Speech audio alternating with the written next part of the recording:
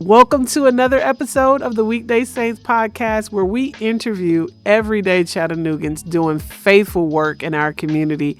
God has really blessed this community with some amazing people, and I think Mr. Artez MacLaughlin is one of those people. Yeah, Artez has a passion. It's very clear, and he can articulately tell you why he does what he does. And he is impacting the lives of so many students and also families here in our city. Listen, you are in for a treat on this episode. Stay tuned. Artez MacLaughlin, how are you? We are so excited to have you here on the Weekday Saints podcast.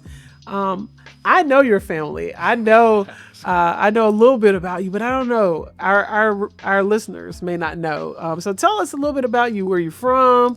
Talk about your family. Who is Artez MacLaughlin? Who is Artez MacLaughlin? That's a great, super question.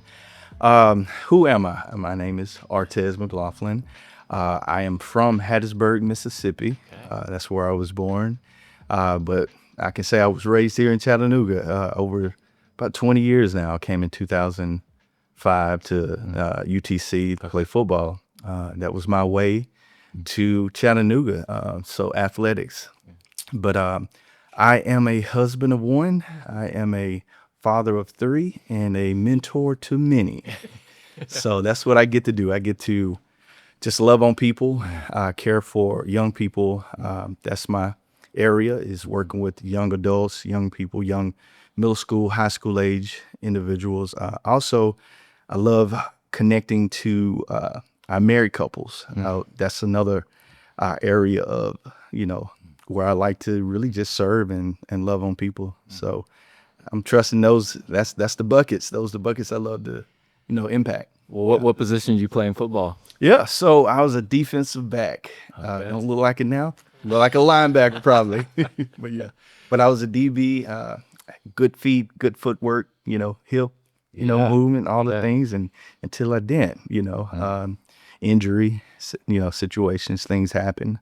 But that's life. Life gives you those challenges, but you keep pushing, you keep moving. Yeah, life does, and sports can end like that. You're right, with injuries.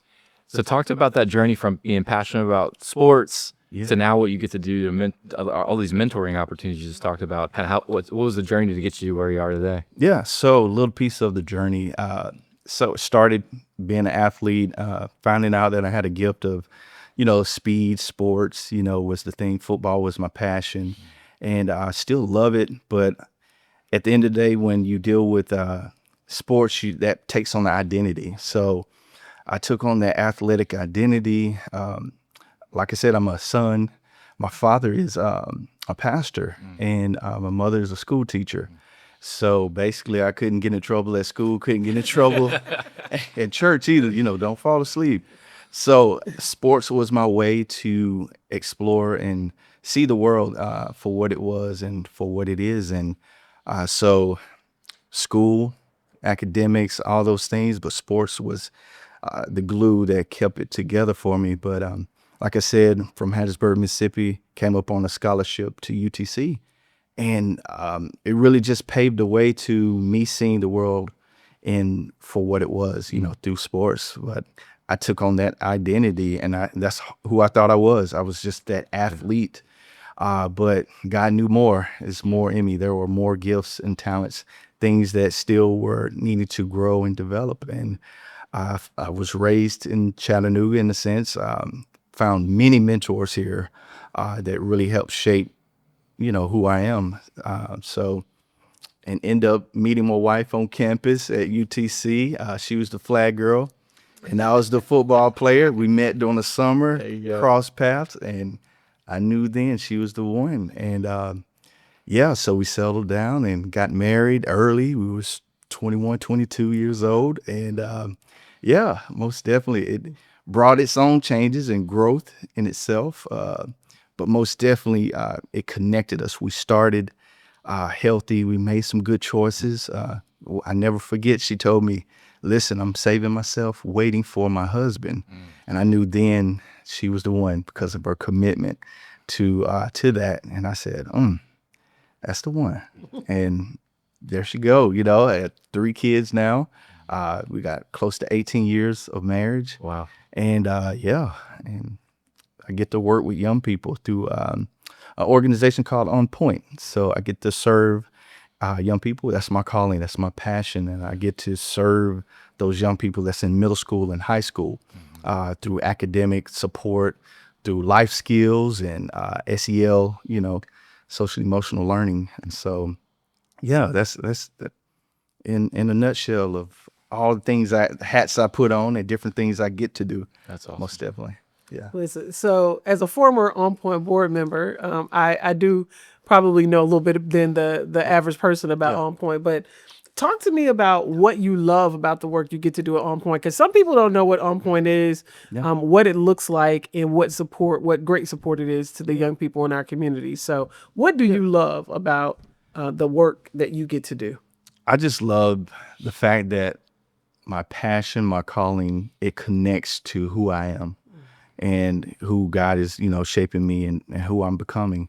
I love to connect to young people and help them begin to see who they are, looking at their gifts and talents, looking at things that they're able to do through their, having the support of a mentor, having the support of, healthy adults around them, talking about risk avoidance, avoiding all those risky things that's easy to get into, but hard to get out. So, but you need that supporting healthy adult around you. So I get to play that role. It's a part of my calling. So it fits my work, who I am. And I just love that I get to, I get paid to mentor people and see them become the best versions of themselves and support teachers and administrations at different schools. So building those relationships are so important, so inspiring, and it's needed. So we need more of that support. It's funny to hear what the role God's call you to. That is almost an amalgamation of your mom and dad's vocational journeys, right? My dad was in education, and so I said I was never going to be in education. Mine too. Yeah, and it's funny. I'm education adjacent now at some level, but it's almost a mixture of you're in schools, doing mentorship, yes, sir, aka discipleship, and so you're wearing that educator hat and that pastor hat in the role you're playing. Was that a surprise to you, or you kind of always knew that was built into who you were? Dad being a pastor, mom being a school teacher, I would see sometimes the good and sometimes the bad of, people, because we can be both. You can have great people, but then also there's some moments where challenges and adversities and struggles in life brings out the worst in us. So I saw some things that were, I was like, I don't know if I want to be a pastor. I'm like, oh what my father went through in certain areas, but then I seen the joy that did happen. But I was like, that's dad role. That's for him. I don't see that. I'm going to be the athlete. I'm going to play football, make the name great, McLaughlin name from being an athlete. And that's where some of that identity was caught up in. That's all I thought I was until injury happened. And then I had to realize I was called to more than that. I had to begin to dig down and to rediscover who am I, I'm more than an athlete. I'm a student and athlete. I'm going to be a father. I'm going to be, a husband, and what does that look like? And helping people was always a part of the call. So just what type of work found On Point, but also found who I am as a mentor. And so. How long have you been there? Oh, right now, I would say close to 12 years. Yeah. So this is this definitely, I mean, sometimes people say, work is a calling, but like when you've invested 12 years of your life into it, you've seen, you spoke to teachers and administration, you've seen a lot of shifts. You've seen a lot of shifts in schools. Yes. You've seen a lot of shifts in communities. Yes. And definitely social norms. In 12 years, we've seen a lot of things shift. So talk to me about the challenges. What are some of the challenges you face as a educator in our schools? Wow. As a nonprofit partner, right? Great question. The main challenge I think a lot of people would say is with our kids. It seems like the kids are getting in more trouble, or the kids are dealing with so many issues. Kids are going to be kids. Children are going to be faced with many challenges, many things. I'm more concerned a lot of times with the adults. When adults stop adulting and being the adults, that's when children are going to be affected the most. And their added challenge of being a young person is now doubled, I feel like, because we need more adults to be in that role. We need more mentors. We need more parents and fathers and mothers to actually begin to be on mission to serve the young people and help their future be the best that it can be. So I think that's the major challenge for me, is to see our adults and parents to really see the gift in raising kids and building a bridge for the future. So it's an opportunity.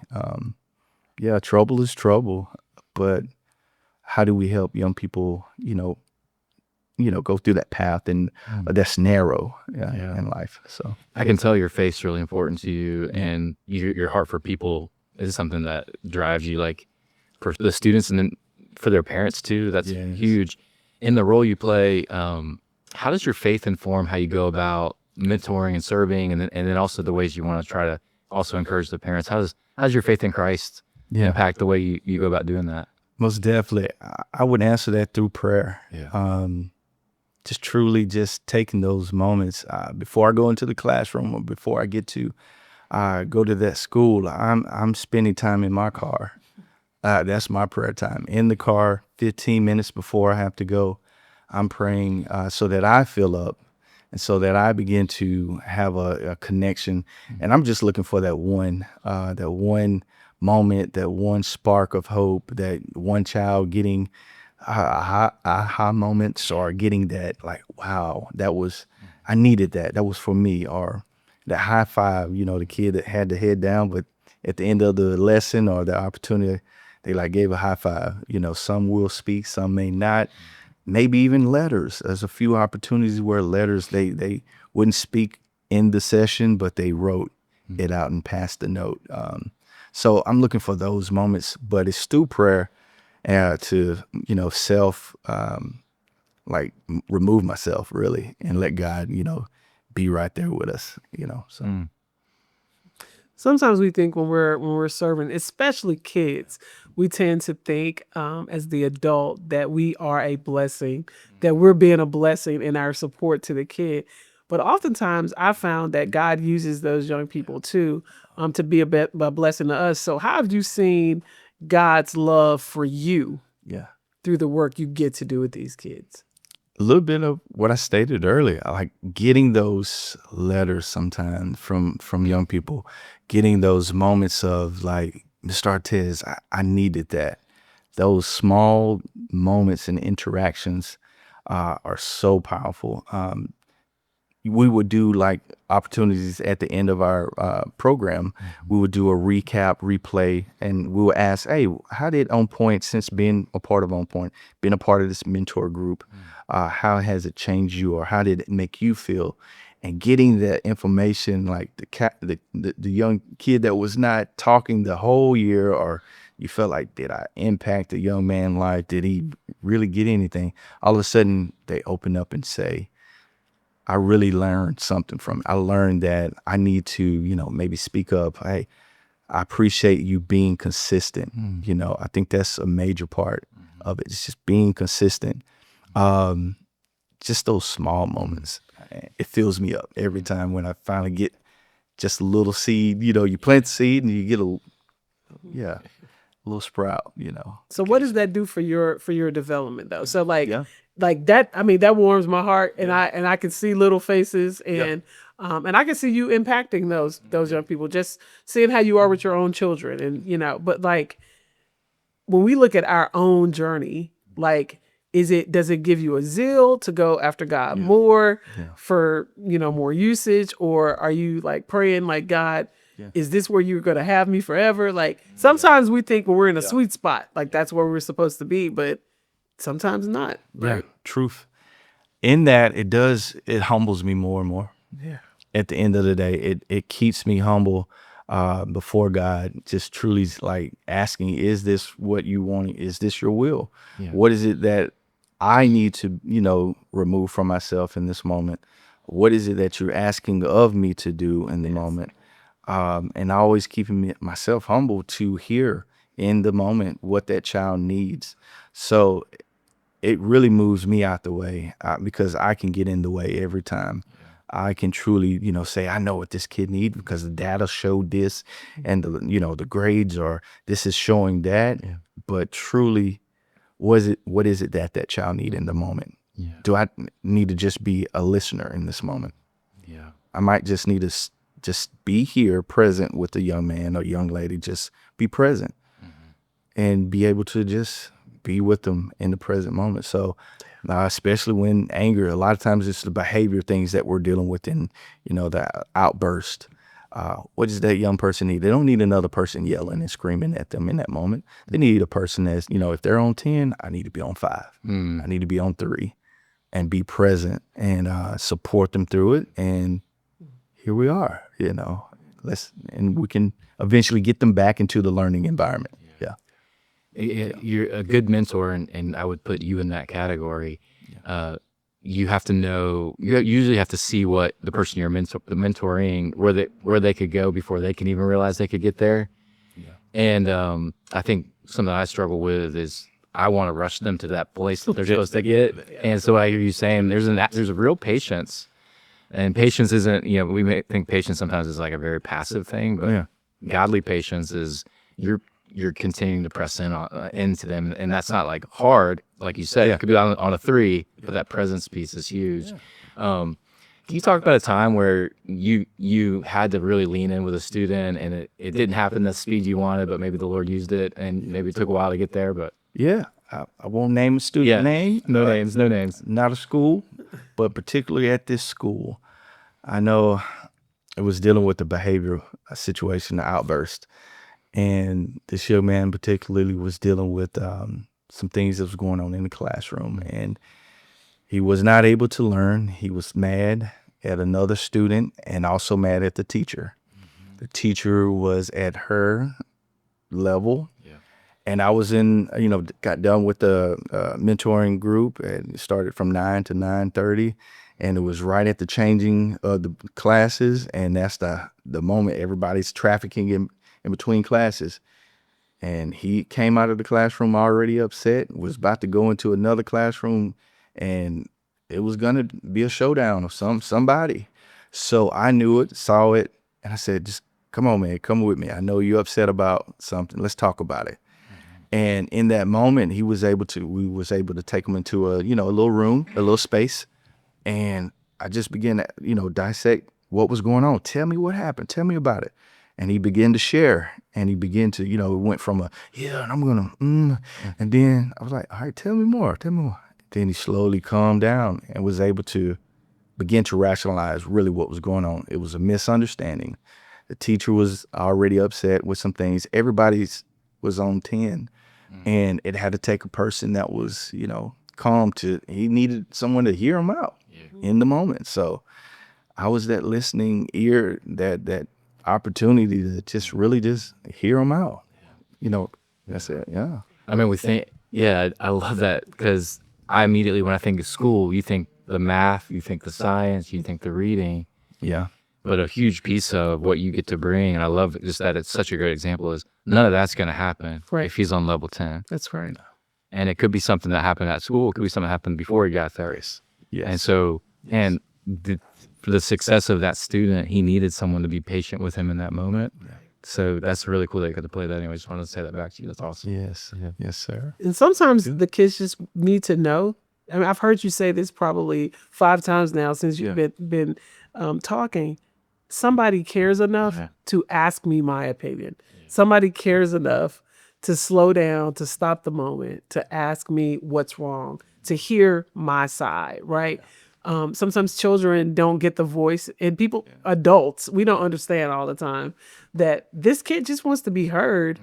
But, I'm the adult, I'm the teacher, or or I know what happened. It's like, well, but do you, right? So what did it cost you to hear that kid's 5-minute, 10-minute Not version of what they thought happened? not a thing. It did not cost any money at all. It just took a little time and just to listen, just a little time. And that's okay, because if it takes a little time, it's okay, because he's going to disrupt the classroom. Right. And everybody else is learning. If we just take a few minutes to allow him to debrief, de-escalate, get through what all the things that may be tangled up as far as emotions and distress and everything. Just take a few minutes. It's going to be okay. And he went back to class and was okay. Could it, the second or third block after that? Who knows? But I know in that moment, it could have been worse. Yeah. Most definitely. You have a verse or idea, something that you believe about God that really forms is before you and the work that you do? My favorite verse, it is Colossians 3:23. Whatever work you do it not for man, but do it unto God. Do whatever work it may be, whatever it is, that work, because, as men, we want to find our work. That's what God gave us. His first thing in the garden was, better go to work. Get a job. Got to get a job. Name the mammals and those plants, Yeah. And then woman came. But you right? Come on. Right. Come on. So, yes, most definitely, do it unto God, not unto man, because man will fail you. Man will have all kind of things that's going on. I tell me what, I might let you down in some areas. I might let you down, but God will never fail. We must meet each other where God is together, So most definitely, we work together unto God, not unto man. Great verse. Yeah.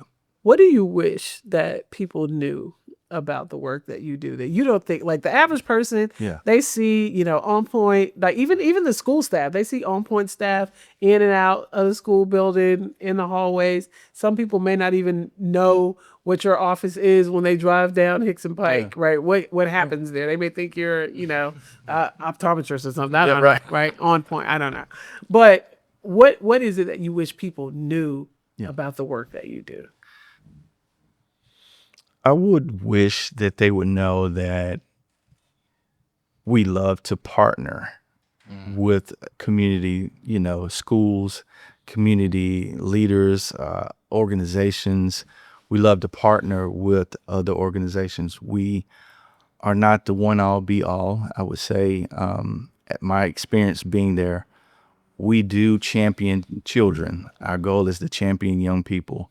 But at the end of the day, it takes a village. It's going to take a whole community of other organizations and community leaders and parent involvement that's going to help change the trajectory of our young people's lives. It's going to take community officials. It's going to take so many people, a collaborative thing.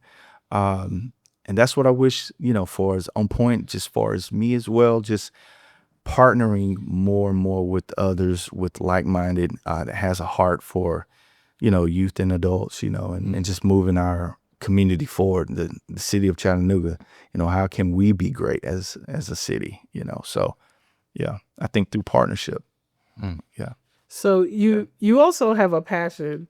I think I see the logo there. On the IAM Solution. You have a passion. You've taken this mentorship and kind of morphed it into a consultation support. Yes. Like, can you talk a little bit about the IAM Solution? IAM Solution is just a collective of who I am and a collective understanding to who others are. Like, you are made in God's image. Yeah. And yes, it is a part of our, our initials, Artez and Alicia McLaughlin, AM, all of it together. But the whole point is to understand that God has given you a gift. There's a talent. There's a call on your life. You have purpose. And it may take a mentor. It may take, an opportunity to connect with someone to figure out what that is that you're called to. It may take a lifetime. But at the end of the day, you are called to do something. And it's through your I am, the great I am, that the image that you have been, the image bearer, that you can begin to figure out those things and we can begin to shift and change. So I'm just using my gifts, my talents to serve others. There's something within everybody, an opportunity. There's a gift. Let's discover it. That's what we're about. That's what I'm about. Marriage, youth, family. Those are the three buckets that I love to, just serve people in. So that's what the brand is. It's an extension of who I am. That's amazing. And affirming. And so you have individual clients that you get to work with and help walk through that process. Right now we're getting to serve married couples through counseling, coaching. I like to say coaching because a lot of times it goes back to the sports part of it. Guys used to automatically say, hey, we need to go to counseling. That kind of throws it off. I say, hey, let's try coaching. We're not licensed therapists in that way. But just like coaching, you have the things on the inside of you. Christians, we need to be reminded to what to do. You need a person to come beside you and just share the story. Everybody has a story, has, something within them. So at the end of the day, coaching is that. You're going to have to do the lifting. You have to do the work, but a coach will show you your weakness. The coach will show you a better technique. A coach will give you that advice that's good, that get them up, let's go. You got it. Drive. Come on. You're almost at the finish line. That's what coaching does for, I feel like for couples, and just mentorship in itself is all that. You don't have to be told what to do. You just have to be reminded and given maybe a blueprint, given some encouragement. So that's what I get to do. I love it. Yes, it's real cool. Word that you said early on was the importance of humility. Yes. And I just want to affirm that everything you've been talking about is the characteristics of a humble man, And so even when you talk about that young man, you got to serve, like being humble in that moment where instead of like raising your voice to meet his level, you earn respect from him in that. So humility isn't the opposite of that. They led to that, which is really cool. So one thing I've seen in mentors is that they have mentors. Yes. Who are people in your life over the years that have played that role for you to shape you into who you are to do those types of things for others? Yes, I guess I can name drop a few. How does the opportunity? Yes, the opportunity. Gonna give a few shout outs to Mr. Book McCray. When I came into the city, I met him, and just his leadership, his character, his just consistency over the years. One of the first job opportunities to serve, but also just like I say, to get compensated just a little bit enough to do the work and serve young people. So just Mr. Book McCray has been so encouraging through the years. Prior to that was the great late, he's passed, Dr. Warren Logan, the urban lead years ago. He was another that young man, that I was able to serve with him, and he begins to share this insight about Chattanooga. The read program was a reading after school program I was able to take part in. So many.